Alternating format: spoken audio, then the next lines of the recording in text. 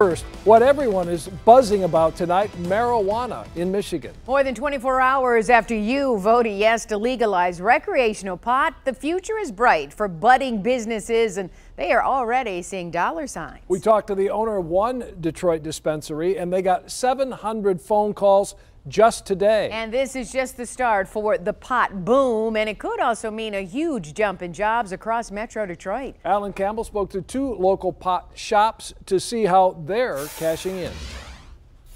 I had probably 700 calls saying, can I come in there and buy recreational marijuana? More than 24 hours since voters said yes to marijuana in Michigan, local businesses are planning ahead. It's moving the industry forward, which is what we like. With recreational coming on board, I think it's just a huge leap forward for the industry, for the state of Michigan. The future for marijuana dispensaries is good, with more expected to pop up, creating more jobs and unique positions, like bud tenders and many more. The number of grow facilities, processing facilities, and provisioning centers, as well as secure transport and testing laboratories, all of those require people on the ground floor every single day.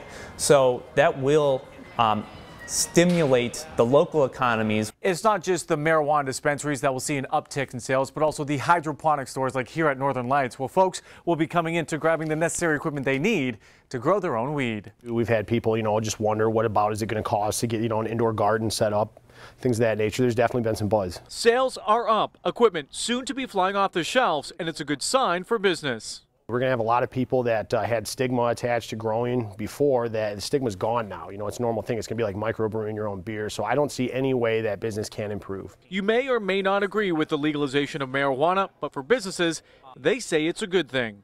Just like when prohibition was around and there was negative stigmas surrounding alcohol.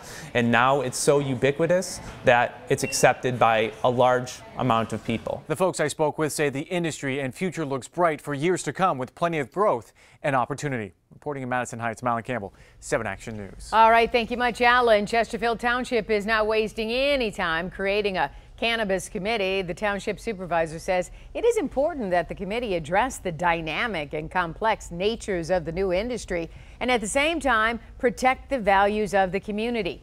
You will be able to legally smoke pot in the next month. Log on to our website at WXYZ.com right now to see what you need to know to follow the limits of the brand new law. Dave?